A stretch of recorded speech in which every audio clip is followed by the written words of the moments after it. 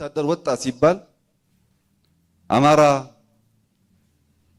ጉድፈላ ተካድክ ጠፋ ምናምን የሚሉ አክቲቪስቶች ጋዜጠኛ ነን የሚሉ ሰዎች ስልክ ያላቸው ሰዎች ነበሩ።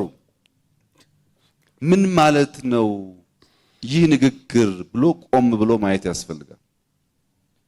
አማራ ከትግራይም ከሱዳንም ከሌላው ክፍልም ከፍቅር ውጪ ሰው በጉልበት በኃይል ሊያንበረክከው ከፈለገ ራሱን መከላከል የሚችል ህዝብና በዛም የሚታወቅ ህዝብ መሆኑን ዲናይ ማድረግ ብቻ አይደለም። ጠፍተሃል ወድቀሃልና እኔን ካልሰማህና ካላየኸኝ ዋጋ የለህም አይነት በውድቀት በስንፍና ውስጥ ጎልቶ የመታየት መሻት። በነገራችን ላይ እዛ አካባቢ ሄዳችሁ አይታችሁ ይሆናል። የአርማጮ የወልቃይት የጠቀዴ ህዝብ እንኳን አሁን ባለው ሁኔታ ባለፉት 30 ዓመታት ያ ሁሉ ዱላ የወረደበት ኢትዮጵያዊነቱንም የበጌምድር ሰው መሆኑንም እየተናገረ እየሞተ እየተሰደደ ዛሬም አለ። ዛሬም ሸብረክ ያለ አካባቢ አይደለም፣ በትንሹም የሚል አካባቢ አይደለም። ይሄ ነገር ለኛ ፖለቲካ ሊሆን ይችላል፣ ለኛ ቁማር ሊሆን ይችላል። ነገር ግን ለልጆቻችን ምን እያልናቸው ነው? አትችልም አንተ ከሌላ ቦታ ጸብ ሲፈጠር ፍራ እያልን ያለ ነው የሚለውን ቆም ብሎ ማሰብ ያስፈልጋል። የሚዲያ ሰዎች እንደዚህ አይነት ናሬሽን ፈሪ አንድን አካባቢ አጉልቶ የሚያዩ ራሳቸውን አኮስሰው የሚያዩ ትውልድ የመፍጠር አንድ ጡብ እንደሆነ ማሰብ ያስፈልጋል። እንግዲህ ሽሜ ይሄንን በሚናገርበት ጊዜ ምን እያደረገ ነበረ? በወቅቱ በትግራይና በአማራ መካከል የማይቋረጥ ደም አፋሳሽ ውጊያ እንዲካሄድ እየሰራ ያለበት ወቅት ነው። ሰው ይዋጣልን በሉ። የአማራ ህዝብ እኮ እንደዚህ ነው። በአማራ ህዝብ ጀግንነት አምኖ ተደምሞ አይደለም እየነገረ ያለ አይደለም። አይ በወቅቱ ምን አይነት ጋዜጠኞች ምን እያሉ ነው? ምክንያቱም እሱ የአማራን ህዝብ ለጦርነት እየቀሰቀሰ ነው። እኛ ደግሞ የአማራን ህዝብ ለጦርነት ሊማግደው ነው፣ ከማገደው በኋላ ይክደዋል እያልን ነው። አማራ ምን አለ ሲጀምር? ተከዳህ ይላሉ፣ ምንድነው ልታልቅ ነው ይላሉ። ከዛ ከትግራይ የሚሆን ከምናምን ይሁን አማራ ለመጣበት አያንስ። ከዛ ደግሞ እሱ ከመቀሌ የወጣበት ወቅት ነው። ተመልከት። በዚህ ወቅት ከራያ ጀምሮ እስከ ሸዋ ድረስ ሆን ብሎ በኋላ እነ ታዬ ደንዳ እነ ሚልኬሳ እንዳረጋገጡት ሆን ብሎ እየለቀቀ እየመጣ አማራን እንዲያወድሙ እያደረገ የወንጀላቻ እየፈጠረ ነበር የመጣው። አማራውን እሱ እየሸሸ የወንጀላቻ እየፈጠረ እያስገደለ ነው ብለን ህዝቡ እንዲነቃ በምንቀሰቀስበት ጊዜ እሱ ወጥቶ ምን ይል ነበረ? ልክ ይሄን ይናገር ነበረ። የበጌምድር ሰው ነው፣ እንደዚህ ነው፣ በቀላሉ ሸብረክ አይልም ምናምን ይላል። ድንበሩን ጠብቅልኝ ነው እያለ ያለው። ቲፒኤልኤፍ በዛ በኩል ከሱዳን ተገናኝታ መሳሪያ ይዛ 4 ኪሎ መታ የኦህዴድን ስልጣን እንዳታናጋ አማራ ወጥረህ የሱዳንን ኮሪደር ዝጋልኝ፣ ለዛ ደግሞ አይ ጀግና እኮ ነህ አንተ ምናምን ስለው አዎ ጀግና ነኝ ይልና ንቅ አርጎ ይዝልኛል። እዛ እየተጋደለ እሱ ይጠብቅልኛል፣ ለኔ አዲስ አበባ ላይ አማራውን ነቅዬ ጨርሰዋለሁ እያለ ነው።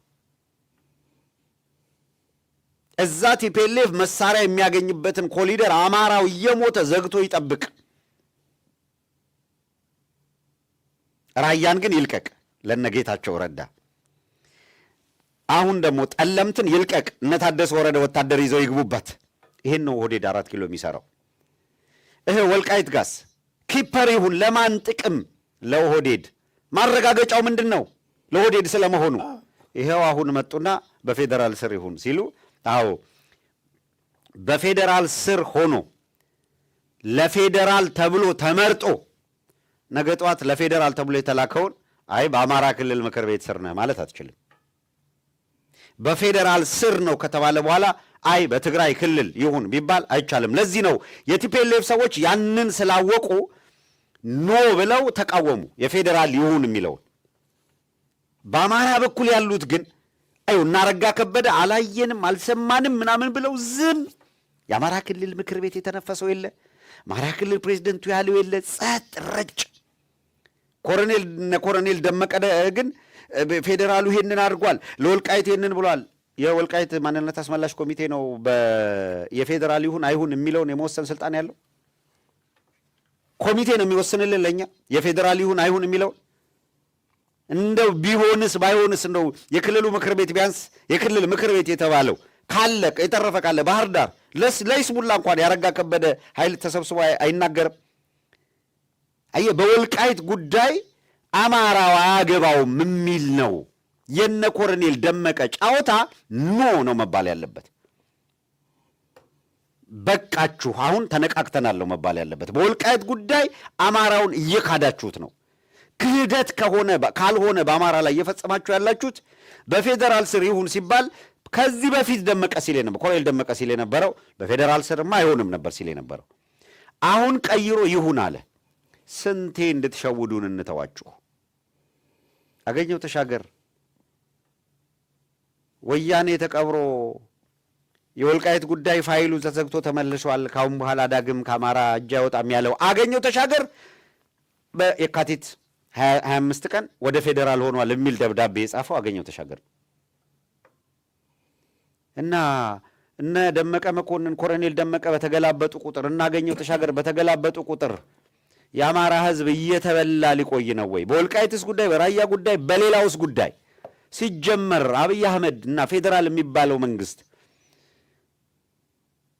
አርሲ ላይ አማራውን እየፈጀ አዲስ አበባ ላይ በመቶ ሺህ እየገደለ እያፈናቀለ እያሰደደ መተከል ላይ በጅምላ መቃብር እየከተተን ከመላ አገሪቱ እየነቀለን ወልቃይትን በተመለከተ ከአብይ አህመድ ጋር ካልተባበረን እንቀማለን የሚል ጫወታ ለአማራ ህዝብ ምኑ ነው? አንደኛ ወልቃይትን ከአብይ ጋር በመጫወት አናስከብረውም። አብይን 4 ኪሎ ላይ ነቅሎ አማራው የስልጣን ባለቤት ለብቻው በሞኖፖሊ ስልጣን ይዝ እያልን አይደለም። ግን 4 ኪሎ ያለውን ኃይል በትግሉ ስርዓት የሚለውጥበት ሁኔታ እስካላመቻቸ ድረስ ሁመራና ጠለምት ላይ የአብይ አህመድን ተልኮ ይዞ በመቀመጥ የአማራ ጥቅም እንደማይከበር ባለፉት 7 ዓመታት እንደውም ወልቃይት እንዳይል አብይ በወልቃይት ጉዳይ ፊቱን እንዳያዞር ዝም በሉ እየተባለ ቀሪው አማራ ይሙት እየተባለ ነው ያለው። አይቻልም፣ እንደዛ አይቻልም። እንደዛ ከዚህ በኋላ እሱን ቶለሬት የሚያደርግ የለም። ዳር እስከ ዳር አንድ ሆኖ አማራ የሙሉ ጥቅሙን እኩል ያስከብራል። የወልቃይትም፣ የራያም፣ የጠለምትም፣ የፓዊም፣ የመተከልም፣ የአዲስ አበባም በየቦታው የሚሞተው የአማራም ጉዳይ እኩል ነው። ይሄ ቦታ ከዚህ ይበልጣል፣ ይሄ ከዚህ ምናምን የሚባል ጫወታ የለም። አንድ ሆኖ አማራ ጥቅሙን ያስከብራል። ይሄንን ሲል አማራው አንድ ይሆናል። አብይ አህመድ የመከፋፈያ መንገዱ ይዘጋበታል። ካልሆነ ከዚህ በኋላ በኮሚቴ ስም የሚጫወቱት ምን እያደረጉ እንደሆነ በጥቅማችን ላይ ግልጽ እየሆነ መጥቷል የሚል ነው ያለኝ። ወደ እናገኘው ተሻገር መሄድ እንችላለን። ሀሳብ ስታይበት ምንም የምሰጠው ነገር የለም። እኔ የአብይ አማራዎች ይሄ የፌዴሬሽን ምክር ቤት ውሳኔ ከተወሰነ በኋላ እነበለጠ ገለጠ ነው ምናምን ቀድመው ወጥተው በማህበራዊ ሚዲያ ጥሩ እንደተሰራ ለአማራው ለማድረግ ጨዋታ ሲጨዋቱ ነበር። ሌሎቹም በተከታታይ ቀናት ምን እየሰሩ እንደነበረ የሚታይ ነው። እና እኔ አንዳንዴ ምንድን ነው መሰለህ አብትሼ የራያ የወልቃይት የምናምን ጉዳይ ህዝቡ ነው መሬቱ ነው። ህዝብ እኮ ነው ያለቀው አይደል? ወልቃይትን እኮ የምናውቀው በርካቶች ሰውየው የውሸቱን ነው እንጂ የተናገረው ኢትዮጵያዊነትም አማራነታቸውንም ሳይተው አማራ ነኝ ኢትዮጵያዊ ነኝ እንዳሉ ብዙዎች እኮ አልቀዋል አይደል? ምንድነው እነሱ የሚበልጥባቸው? የአማራ ህዝብ ነው ሰሊጡ ነው። አሁን እኮ እያደረጉ ያሉት የአማራን ህዝብ በሰሊጥ እየለወጡት እኮ ነው። ይሄ ነው እኔ እየታየኛለሁ እንጂ አሁን የአብይ አህመድ አመጣጥ የመጣበት መንገድ ሳይገባቸው ሳይረዱ ሆነው ከሆነ አይግድ የለም፣ አልተረዱትም። እየሸወዳቸው ነው፣ እያታለላቸው ነው። ዛሬ ሌላ ምናምን እያለ ለአማራው የሚጠቅም ነገር በማሳየት እያታለለ ነው ብለን ልንቀበል እንችላለን። አይደለም። አብይ አህመድ ምን እየሰራ እንዳለ በአዲስ አበባ ምን እንደሰራ በድሬዳዋ እንዴ አደባባይ ላይ ወጥቶ ስለ ድሬዳዋ የተናገረውን እኮ አዳመጠን። ሌሎች ጉዳዮች ስለ ወልቃይት ስላልተናገረ ነው ወይም ወልቃይት እንትናነች ስላላለ ነው? ይሄ ሰው ስራውን አይተነዋል። ይሄን ተረድተን የአብይ አማራዎች ሌላ ነገር ሲሰሩ የትግራይ የአብይ ትግሬዎቹም ደግሞ ሌላውን ነገር ሲሰሩ አሁን መጫወቻ ካርድ ለወዲድ ብልጽግና እድሜ ማራዘሚያ ወይም ደግሞ ወዲድ ብልጽግና በቃ የተመቻቸ መሬት ለማግኘት እቺን ካርድ መዘዘና መጣ።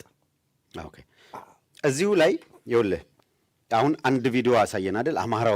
አማራ ሆይ ምናምን የበጌም ድርሰው ገለመል ያለው ጥቂት ቆይቶ ምን ነበር ያለው?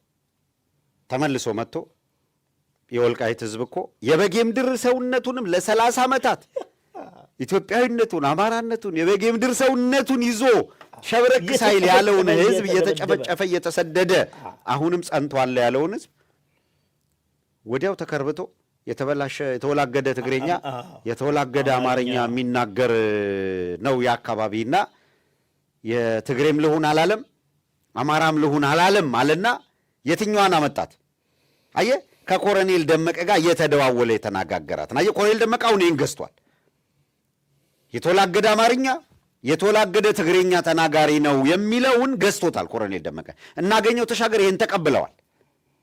በኦህዴድ ስር ይሆናል የሚለውን ተቀብለው ያችን ናሬቲቭ እያስከበሩ ነው የሚገኙት። አብይ አህመድ ከትግራይም ከአማራም የመለመላቸውን እንደፈለገ ጢባጢቤ እየተጫወተባቸው ነው የሰነበተው። አንድ ሰውዬ ነበረ ዛፉ ዘንበል አንድ ቀልድ ላይ ዛፉ ዘንበል የሚሉት አታውቀውም? ዛፉ ዘንበል የት ነው ያለው? እስኪ እንየው ዛፉን እስኪ ዛፉ ዘንበልን እንየው። ቀጥሎ ያለውን ቪዲዮ እንመልከት። እስቲ እንየው። ቀጣዩን ቪዲዮ እንመልከት።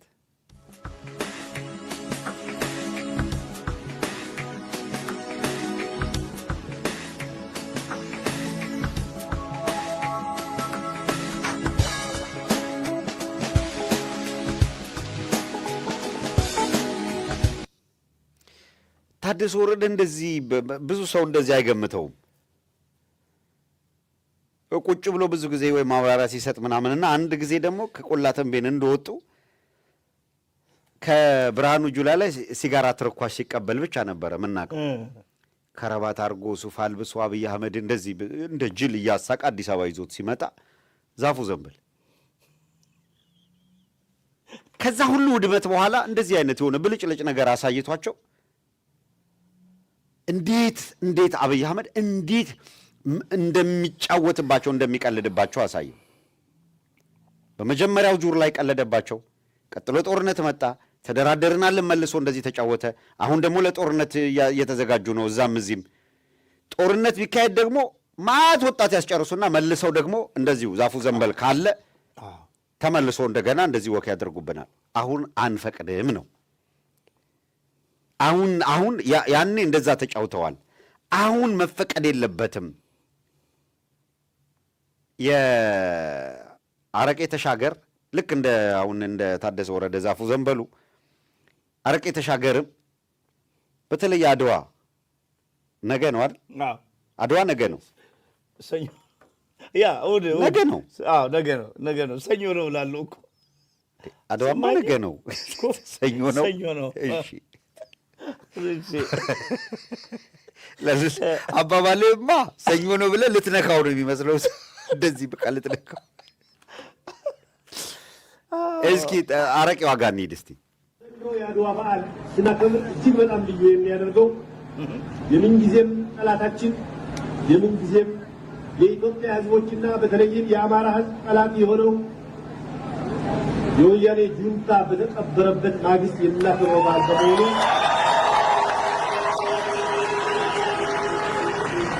የወያኔ ጁንታ የቀብር ስነ ስርዓት ከፈጸምን በኋላ የሚከበር በዓል ስለሆነ እንኳን ደስ አላችሁ ለማለት ፈልጋለሁ። በወልቃይት ጠገዴ የተደረገው ውጊያ ማንነትን የተቀማነውን ማንነታችን ለማረጋገጥ እንጂ መሬት ለመውረር አይደለም። በመሰረቱ እኛ ከዚህ በኋላ ነፃ ወጣናል። ነፃ የወጣ ህዝብ ደግሞ ወደ ባርነት መልሶ አይገባም። ከዚህ በኋላ ህዝባችን ተዋርዶ እንዲኖር አንፈልግም። ከዚህ በኋላ ህዝባችን ወደ ባርነት እንዲገባ አንፈልግም። ሌላው ነገር በሙሉ ኃይሉ ስለተዘጋ ትርፉ መዳላት ነውና የሚለው እጅግ በጣም አመሰግናለሁ። አሁን እዚህ ከመጣ ነው በኋላ ነው ማለት ነው ፋይሉን የከፈተው። የእውነት በጣም እኮ በእውነት በጣም አሁን ይሄንን በል ተብሎ ስለነበረ እናመሰግናለን። በል ብሎ ተብሎ ስለነበረ የዛን ጊዜ ይሄንን አለ።